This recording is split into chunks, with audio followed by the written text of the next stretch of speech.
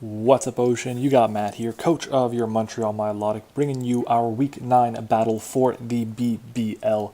Today we're facing off against Bird, coach of the New South Wailmers, in a battle that's going to be very, very important for the potential playoff picture.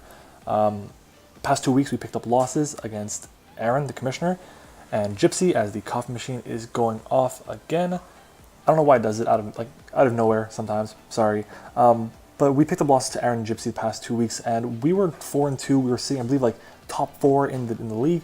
But now we're dropping down and we're sitting in 8th place. And with one loss, we could potentially lose our chance of making playoffs, which really sucks.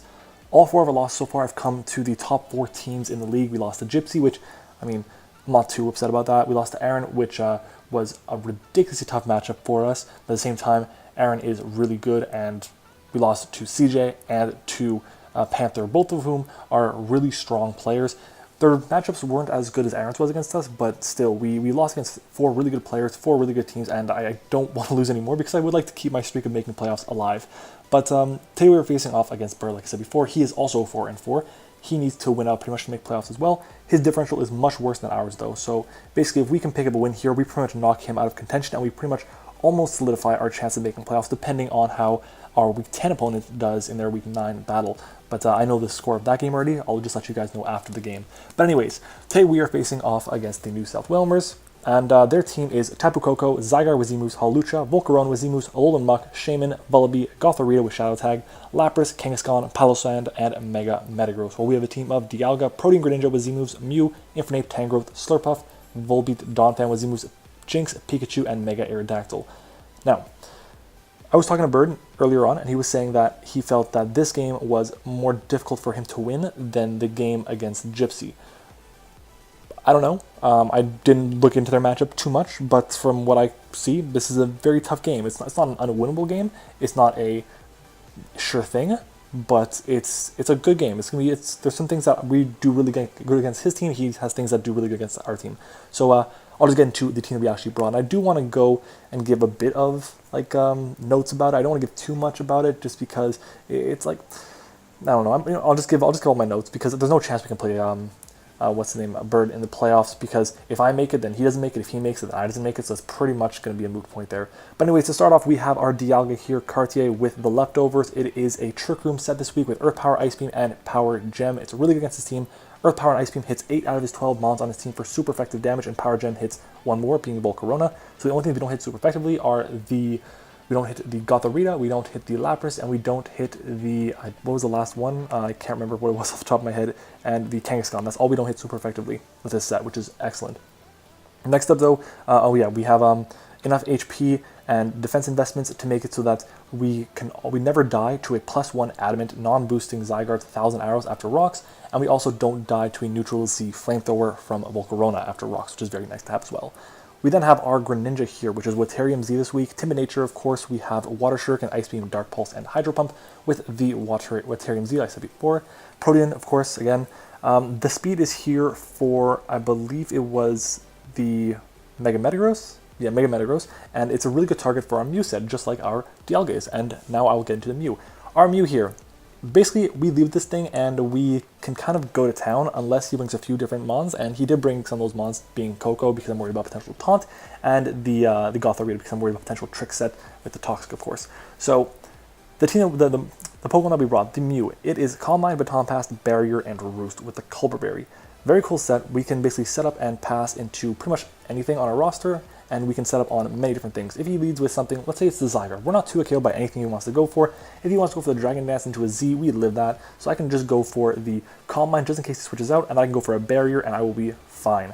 So basically, I feel like there's a ton of different things that we can do with this Mew, setting up into tons of different options, and we can really just go for game from there. And I'm really excited to see what we can do with it, because this Mew set is basically kind of like my ticket to a high differential game, and I want to have as high differential as possible if I do end up winning this game, because I need to make sure that I can potentially take away all chances of us. Even if we do lose, I want to be able to get a chance to make playoffs for Week 10, after Week 10 at least. Anyways, our Infernape is up next. We have enough speed here for, I believe it is the Zygarde? No, it's the Volcarona. We have Hidden Power Ice, Flamethrower, Earthquake, and Flame Charge. Basically, we are Life Orb as well, so with our investments into attack, I think it is, we always OHKO Koko, that's Creeping Greninja, with the rest of its leftover EVs put into its HP, and we OHKO it always with Rocks Up with EQ. Oh my god, that was so complicated. If a Tapu Koko that has speed creeped Greninja and put the rest of the EVs that it has left over into its HP, has taken a round of rocks, and then we Earthquake it, it will die. 100%. There you go. The rest is in our special attack. We have Flame Charge to boost our speed, and our speed is there for Shaman and the Volcarona. Next up, though, we have our Donphan. Donphan is kind of cool here. We are running a Rock Polish Donphan with Ice Shard, Earthquake, Gunk Shot, and Poison Z. I'm running 2 mods with the Poison Z, or with the Z move this week. Not a big deal, basically just there as an extra insurance policy in case Greninja goes down, or in case I feel like the Shaman is a bit of a problem, but he didn't even bring the Shaman. Ice Shard and Earthquake hits his team really well, like I said before, hits everything on his team for super effective damage, except for the Volcarona and the Gothorita this week, and it's really, really strong, so I want to make sure that I can kind of do a lot of work with it, so that's kind of what I have this here for. Our speed is there so we can outspeed a Koko that is creeping Greninja when we're at +2. And then finally we have our Mega Aerodactyl, J. Cole, which is Jolly Nature, Earthquake, Ice Fang, Stealth Rocks, and Taunt. Taunt is there over Roost because I need to make sure that he either can't get up rocks, can't set up a Quiver Dance, or, I don't know, can't start Calm Minding up with his Gothorita. So that's what I have that for. Stealth Rocks is very important against his team, and Earthquake and Ice Fang again hits his team for incredible coverage. So that's our team, and let's go ahead and get into the battle. So I'm going to lead off here with my Mega Aerodactyl. It is my best lead against pretty much everything on his team because I didn't feel like Mew was a safe lead just in case he had Taunt on his Koko, or Taunt on his, or Trick on his, what's this thing called? Gothorita, or whatever. So I decided to lead off with my Aerodactyl. So he leads off with the Gothorita, and I'm just going to click Taunt right now. Getting this thing taunted, make sure it can't set up, or making sure it can't recover back HP with rest, or paralyze me, or toxic me, or do whatever is really important. So I'm going to Mega Evolve here, click the taunt, and basically this thing will be pretty much shut down unless it has Psychic, because I don't see it running multiple attacking moves, and Psychic shouldn't be doing enough to 3 kill me or 4 kill me maybe, depending on his investments.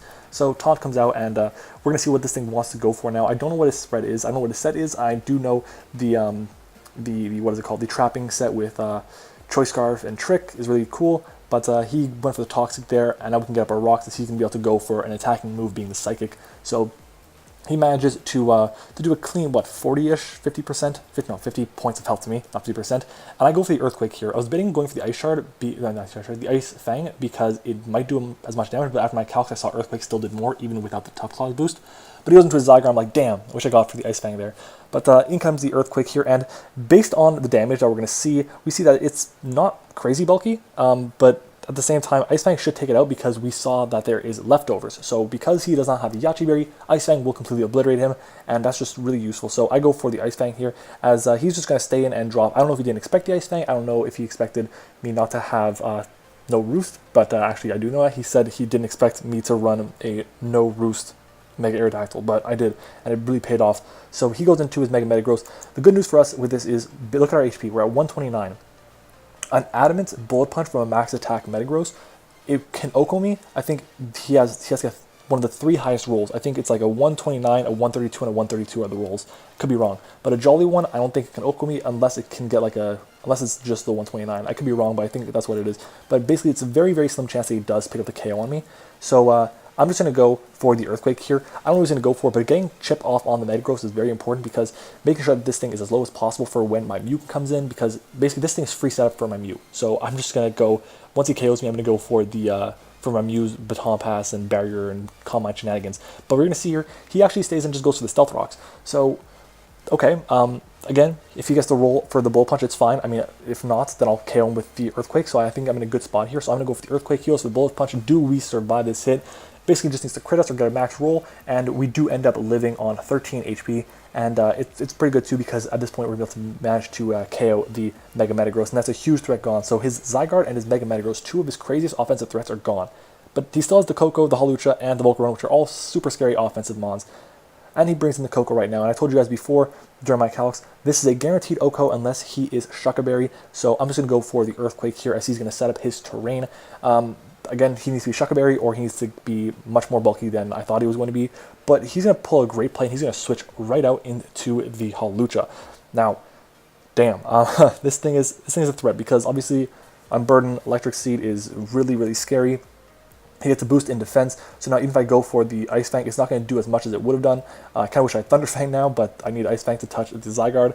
He's going to go for the Swords Dance here. I go for the Ice Fang, and I'm thinking, okay, please just have like high jump kick. Because if you have high jump kick, then I can easily take care of you with my priority and be fine. If you have Drain Punch, then that's going to be a bit more difficult because I'm going to need to play around and obviously going to have to sack off either my Donphan or my Greninja. So he goes for the Drain Punch here. Unfortunately, he has that. He's going to gain back just a tiny little bit of HP, probably like 5 points of health. And we're going to be able to now go into our Donphan here. I made it was a tough decision. I'm going to pause it.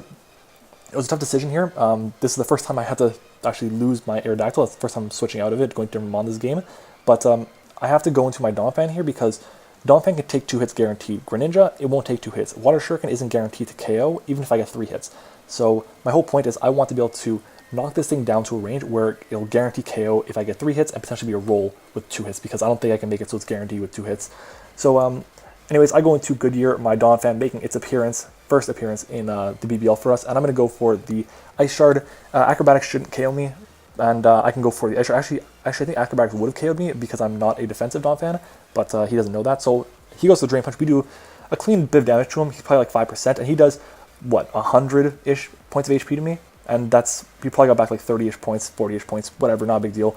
He's at a bit more health than he was before, but the good news is he's going to be brought down back into the red by my Ice Shard, and my Greninja will then be able to KO him with the what's it called, Water Shuriken, because he's not going to gain back as much HP this time as he brought back last time. We'll probably gain back like 20 points of health, which will be perfect for me to OHKO with the Water Shuriken. But I go for the Ice Shard here, and you're going to see here we actually do get kind of lucky, and we do get the critical hit there. So we crit him. It's not that big of a deal. I think, honestly, we would have been fine, but it does matter a little bit because he has to play a little bit differently around me.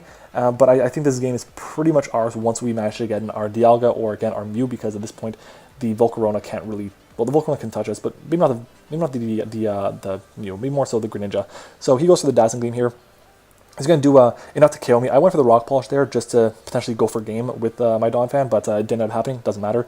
I go into my Dialga here. I wanted to click Trick Room, but I was kind of worried about him going hard into the Gothorita. And again, I can't beat the Gothorita 1v1 with this set because it's like Gothorita for some reason is just so bulky. So he's going to go for the Dazzling Gleam. He's going to do a decent amount of damage to us, and I go for the Earth Power and manage to pick up the KO on this because he is not Shuckle Berry. I don't know what item he is, but he did quite a bit of damage to me. So maybe he's like, I don't know, Pixie Plate or something. So I'm gonna get some leftovers back, and he is going to be able to he's going to go into his Volcarona and be able to just obliterate us with the Flamethrower or with the Heat Wave or the Fiery Dance or the Flare Blitz or not Flare Blitz, Fire Blast or the Z move. And he's probably going to go for the Z move here to guarantee the hits, which he does. And so we're going to drop to this hit no matter what. Now, my play after this point is going to my Greninja. We outspeed 100% because we know he's not Scarfed. And I have to go for the Z Hydro Pump here. I do not want to risk the chance of missing the regular Hydro Pump, so I would like to save it, honestly, for the Gothorita, but I can't. I have to use it on this thing. So my play is Z Hydro Pump, because if he switches out, then we get the damage off on that thing, and then when he sends it back in, he's at 1 HP, and we can go for the Water Shuriken. So I pretty much have this game in the bag here, unless his what is it called? His Gothorita has a ton of crazy sets that he can run. Like, I don't know what set he's running. I know he has Toxic, and I know he has Psychic, so he can't have too much else that's crazy. So I'm going to go for the Z Hydro Pump, and we should be able to pick up the KO on this thing. And yeah, so Greninja, after pickup, I think it was no kills the past 2 weeks, maybe 1 kill and 2 deaths the past 2 weeks. It's back in the kill column, which is excellent. We're kind of falling behind CJ's Darkiest, but we're not too far behind the Magirna from Gypsy's team. So hopefully we can manage to finish at least definitely top 3. I think top 3 is pretty much sealed up at this point, and maybe even top 2. So down goes the Volcarona, and we now pretty much win the game. He's got just the Gothorita. I don't think he can beat us 1v1. Yeah, especially because his only attacking move is the Psychic. I can just go for the Dark Pulse and be able to, yeah, I can go for the Dark Pulse and just be immune to that and be fine. So I go with the Dark Pulse here. We're going to do about like 50% this thing, maybe a bit more, but that's because we crit him. So another crit for us. He's going to go for the Toxic, and at this point here, I feel fine saying it. He goes for the Protect, and we KO with the Dark Pulse the next turn with another critical hit. So we're going to pick up a 3-0 win this game against Bird.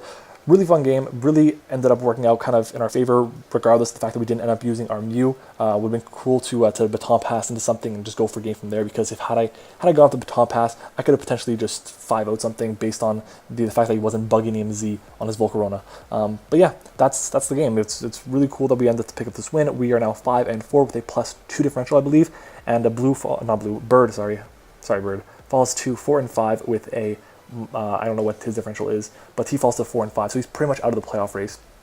But anyways, week 10 now is really big. So first off, GG to Bird.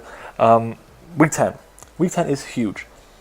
If we win this game, we're in 100%. If we lose this game 1-0, we're in.